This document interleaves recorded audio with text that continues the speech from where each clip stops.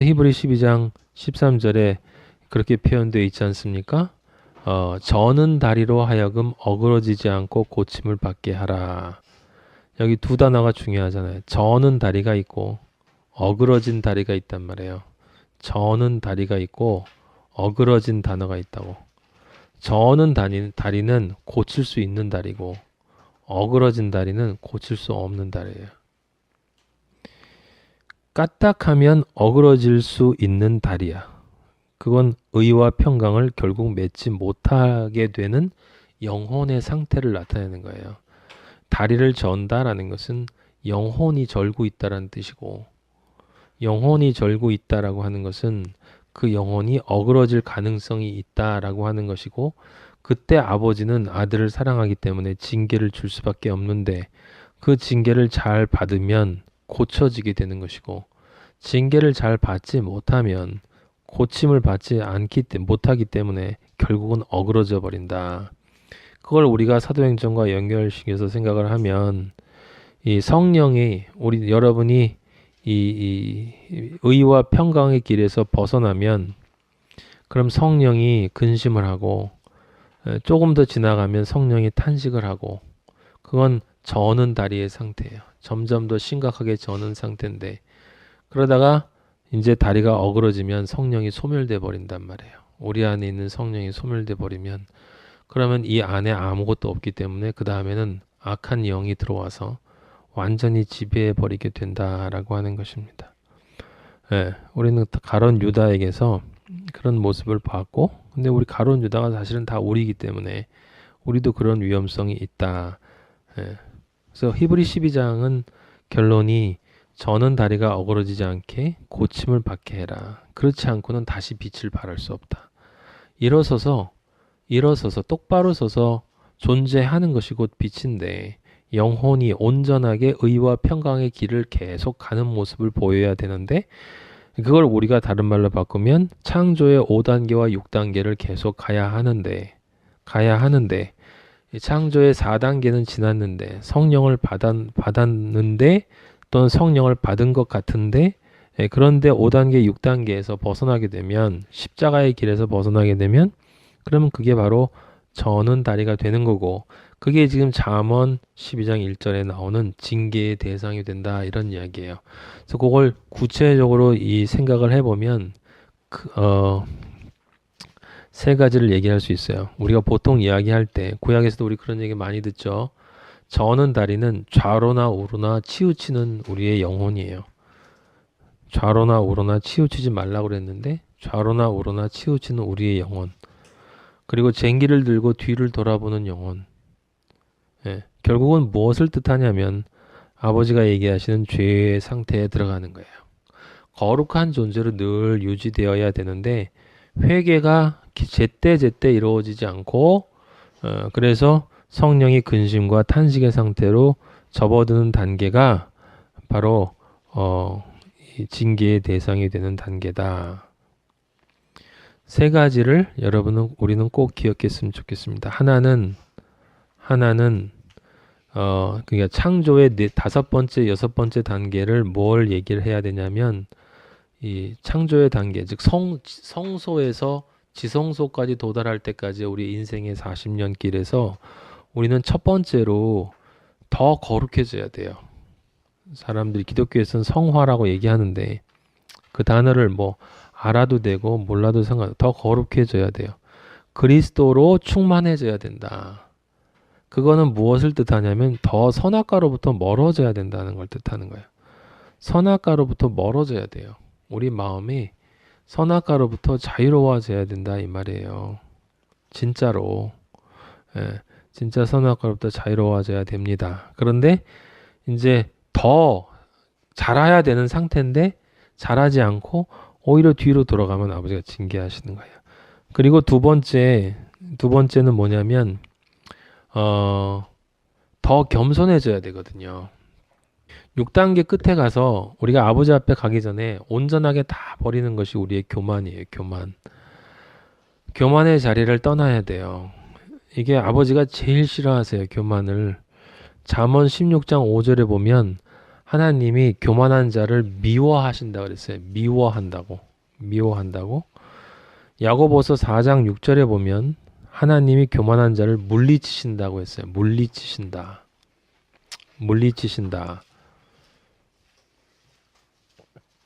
그 다음에 베드로전서 5장 5절에 보면 하나님이 교만한 자를 대적하신다고 했어요. 대적하신다. 그러니까 이제 정리를 하면 하나님은 교만한 자를 미워하시고 물리치시고 대적하세요. 그러니까 가까이 가기도 싫어하시는 거고 쳐다보기도 싫어하세요. 쳐다보기도. 예. 그래서 그 교만한 하나님이 이렇게 미워하시고 물리치시고 대적하는 존재가 복을 받을 수가 있겠냐 이 말이에요. 잠언 29장 23절에 보면 그래서 사람이 교만하면 낮아지게 된다라고 써 있어요. 낮아지게 된다. 여기 낮아지는 건 그냥 대충 사람들이 생각하는 낮아지는 게 아니에요. 가장 낮은 자리로 내려간다는 거고 그건 존재론적인 낮은 자리이기 때문에 그게 바로 불못이 지옥으로 떨어진다는 뜻이에요. 이게. 예. 잠언 15장 25절에 보면 여호와가 교만한 자의 집을 허신다라고 쓰여 있어요. 아버지는 교만한 자의 집을 허세요. 그 무슨 뜻이냐면 교만한 자가 세워놓은 그 무엇도 하나님의 진리의 빛 앞에 무엇인가 한 것이다 라는 것으로 남아있을 게 없다 이거예요. 아버지가 가치를 알아주시는 게 아무것도 없다라는 거예요. 그러니까 일을 해도 잘 안 된다는 뜻이 아니에요. 오히려 일은 더 잘 될 수 있어요. 교만한 자가 세상에선 더 성공합니다. 왜냐하면 워낙 악발이기 때문에. 예? 자기가 성공하고 싶은 마음이 가득한 사람은 실제로 성공해요. 예. 정말 원하면 사람은 하게 돼 있어요. 아버지가 영적인 존재로 만들어 주셔서. 예. 잠언 16장 18절에는 교만이 패망의 선봉이라고 나왔고 18장 12절에는 멸망의 선봉이라고 나왔어요. 근데 이게 다 같은 이야기예요. 여러분들이 기억해야 될 것은 이것과 함께 반드시 우리는 영적인 의미에서 교만이 무엇인가라고 하는 것을 잘 기억하셔야 합니다. 예. 교만이 뭡니까? 교만이 하나님보다 높아지는 것을 우리는 교만이라고 불렀는데 그건 굉장히 상투적인 것이고 형식적인 말이고 누구나 하는 말이에요. 근데 하나님보다 높아지는 것을 누가 그걸 이해할 수 있어요? 하나님보다 높아진다는 게 어떤 상태인지를 누가 이해를 한다고 하나님보다 높아지는 것이 교만이라고 말하냐고. 그런 말을 하니까 아무도 이해를 못하는 거예요. 말은 하면서도. 교만은 하나님보다 높아지는 것이 아니에요. 예. 우리 인간이 하나님보다 높아지는 게 뭔지 알 수 없어. 어떻게 알아? 알지도 못하는 이야기를 하는 거예요. 그 얘기를 하는 것도 교만이에요. 우리 인간에게 교만은 간단한 거예요. 원래 그 말 그대로 자기보다 더 높은 위치로 자기를 끌어올리면 교만이야. 내가 나의 원래 존재, 내가 어디서 떨어졌는가라고 하는 그 존재보다 나를 더 끌어올리면 그럼 교만이 돼요. 예. 그래서 조금 가지면 이 마음이 이렇게 올라가고 조금 배우면 또 올라가고 조금 뭔가 깨달으면 또 올라가고 이런 것들은 다 우리의 원래 상태를 그것 올라가는 것 자체가 문제가 아니라 그 올라간 것이 아버지가 나에게 은혜로 주신 건데 그 은혜로 주신 것이 모두 다 나에게서 나오는 것이다 라고 생각. 그래서 교만이라고 하는 것은 간단하게 얘기하면 우리가 하나님보다 높아지는 게 아니라 하나님을 온유와 겸손으로 따르지 않는 거예요. 그러니까 먼지가 움직이면 다 교만이야. 먼지가 생각하면 다 교만이고 온유와 겸손이라고 하는 것은 그냥 간단하게 말해서 하나님을 경외하지 않은 건 무조건 교만이야. 내 생각이 조금만 들어가도 그리고 인간적인 생각이 조금이라도 개입되고 그러면 그게 다 교만이에요. 교만. 그러니까 교만을 온전히 없애는 게 얼마나 어렵겠어요. 그건 대속죄의 일이 되어야만 없어지는 거야.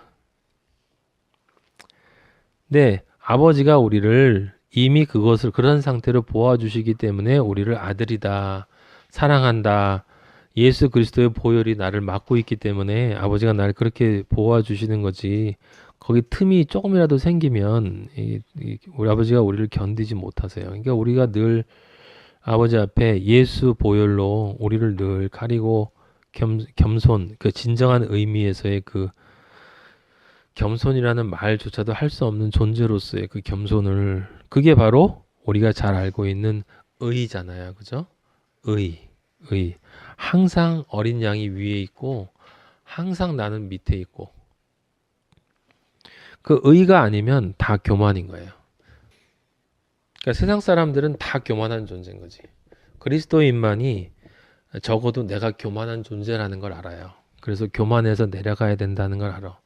그런데 그 교만에서 온전히 내려간 상태가 아브라함의 경외니까, 그 아브라함의 경외가 뭔가를 생각해 보면 이삭을 아무 조건 없고 아무 생각 없고 아무런 거기 보충 설명 없이 이삭을 향해서 칼을 내리치는 그 상태가, 그게 유일한 겸손이기 때문에 우리는 그럴 수 있는 사람이 없잖아요, 지금. 예. 그렇지만 그 길로 아버지가 인도해 주신다고 약속하셨으니까 그런 것에 대한 소망을 가지면서 정말 나도 그렇게 되고 싶다라는 그 간절함을 가지는 게 그리스도인이지. 예? 뭐 내가 무슨 열방을 전도하고 아버지가 주신 큰 뜻을 가지고 뭔가 큰 일을 할 수 있는 것처럼 그걸 거룩한 척하는 교만이라고 그래요. 세상에 그런 사람이 너무나 많기 때문에 사람들이 옛날엔 그런 말 했어요. 저도 아버지가 저에게 그런 말씀을 주셨었는데, 옛날도 아니에요. 네가 세상에서 높아지려고 그러다 안 되니까 교회 와서 높아지려고 그러냐? 어? 이쪽엔 만만해 보이니? 아버지가 저한테 그러셨어요. 개 벌은 남 못 준다 그러더니 이제 교회 와서 뭐 좀 잘난 척 하고 싶냐? 옛날에 우리 마리아가 저 위에서 한참 기도할 때, 저 인간 교만하지 않게 해달라고 기도할 때 아버지가 저에게도 그런 마음을 주셨었어요. 뭐 그런 말 들으면 바로 고쳐집니까? 안 고쳐져요. 계속 잘난 척 하다 또 쓰러지고 또 질질 짜고 나가고 또 된 것 같이 또 그러다가 또 잘난 척하고 또 나가다가 또 질질 짜다가 그렇게 반복하는데, 다행인 것은 아버지가 은혜를 주셔서 그래도 시간이 지날수록 조금씩 이렇게, 그래도 조금 더 제가 8년 전에 아버지 만났을 때보다 지금 조금 더 아버지가 은혜를 아주 그래도 좀 주셔서 정말 아버지 보실 때 조금 나아지게 해주신 것, 그것만도 정말 감사하죠. 예. 자, 그래서 그 징계는 그 두 가지고, 세 번째, 아버지가 언제 징계를 주시냐면, 첫 번째, 정리를 다시 한번 해요. 첫 번째는 내가 거룩해져야 돼요. 빛의 존재가 돼야 돼. 분리가 되어서 나와야 돼. 선악과, 세상 사람들이 아버지를 모르는 사람들의 생각과는 100% 달라야 되고, 180도. 세상 사람들과는 180도 원하는 게 달라야 되는 거예요, 우리는. 예.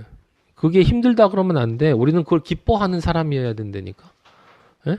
그리고 두 번째는 교만의 자리에서 내려가야 돼요. 그게 다섯 번째, 여섯 번째 단계에서 가야 돼. 근데 그 두 가지는 나와 아버지와의 관계란 말이에요. 나와 아버지의 관계. 아시겠어요? 내가 아버지를 얼마나 사랑하는가의 문제가 선악과로부터 멀어지는 것, 교만의 자리에서 내려가는 것이란 말이에요. 그렇게 되어는 것이 하나고, 아버지가 또 징계하시지 않는 게 아실 때가 언제냐면, 네가 수직축은 된다고 하면서 수평축이 안 될 때. 그러니까 세 번째는 뭐냐면, 진리를 전해야 되는데 진리를 전하지 않고 있을 때, 예? 그냥 혼자 그냥 먹고 사는 일에 그냥 이렇게 교회 와서 기도도 말은 경건의 모양은 있는데 경건의 능력이 없어. 기도를 들어보면 경건의 능력은 삶을 통해 나타나는 거고 선택을 통해서 나타나는 거예요. 예? 그게 기도야, 그게. 그래서 계시록에 보면 천사들이 성도의 기도를 가지고 올라가는, 그게 교회에서 새벽 기도하는 사람들 기도 가지고 올라가는 줄 아세요? 그거 아니야. 하나님이 들으시는 기도는 우리의 삶이 드리는 기도예요. 우리의 삶이 드리는 기도. 예? 그래서 예수님이 우리에게 알려주신 기도를 들어보면 그게 실제 우리의 삶이지. 하나님의 뜻이 이 땅에서 이루어지기 위해서 내가 아버지의 뜻을 알고 그 뜻을 실제로 실행하는 거. 그게 기도잖아. 그래서 그 기도를 하라고 가르쳐 주신 건데 사람들이 그 기도 뜻을 모르니까 예? 지금도 기도를 가르쳐 달라고 하는 거나 마찬가지예요. 예, 이게 그러니까 뭐예요? 다섯 번째, 여섯 번째 단계가 제가 뭐라고 그랬습니까? 십자가의 길이라고 그랬잖아요. 십자가의 길. 그죠? 내가 십자가를 매일 나의 십자가를 지고 나를 부인하고 나를 그러니까 나를 부인한다는 얘기는 수직 축에서도 부인하게 되는 거죠. 그러니까 생각해 보면 그죠? 그리고 수평 축에서도 부인하게 되는 거지. 왜냐하면 내일 신경 쓰지 않고 남에게 진리를 전해야 되니까 나는 손해를 볼 수밖에 없잖아. 이 세상 관점에서는 손해를 볼 수밖에 없는 거예요. 예. 그냥 나를 위해서도 아버지와의 관계에서도 손해를 보는 거야. 세상 관점에서는 그러니까 나를 부인하고 날마다 자기 십자가를 지고라고 하는 예수 그리스도의 그 말이 바로 이 뜻이란 말이에요. 이게 엄청나게 깊이 있는 뜻이야. 에? 맨날 금욕주의의 길을 가란 뜻이 아니라 정말 아버지와의 관계가 제대로 확립이 되어져야 되는 것이고 그 아버지의 관계의 바탕으로 해서 예수님 말씀하신 것처럼 내 이웃을 내 몸같이 사랑하라는 그 진리를 전하는 일을 실제로 해야 한다라고 하는 것이에요. 그런 징계가 그런 일이 있을 때 징계를 받는 거예요. 그러니까 우리가 당연히 징계를 받겠죠. 그렇죠? 징계를 안 받을 수가 없는 거예요. 성장하기 위해서도 당연히 징계가 있는 것이고 성장한 다음에 이제 성장했나 확인해 보는 게 뭐예요? 아브라함에게 주셨던 측량이에요. 측량.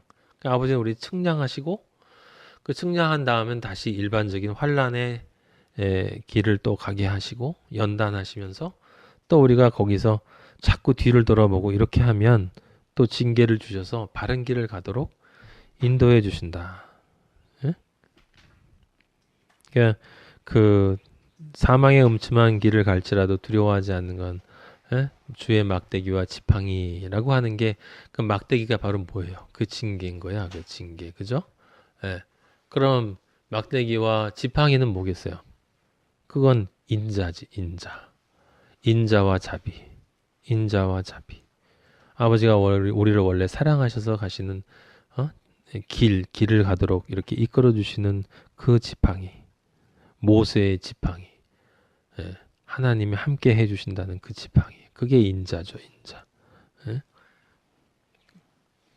우리를 바르게 가도록 하는 그 길, 우리가 바르게 갈 때 항상 함께 해주시는 것, 그러니까 일반 은총에서 인도해 주시는 그것이 지팡이라면 우리의 특별 은총, 우리가 잘못된 길을 갈 때 이렇게 다시 우리를 이끌어 주시는 그 은총이 바로 자비인 것이고 그 두 가지가 뭐예요? 사랑이지, 사랑. 예?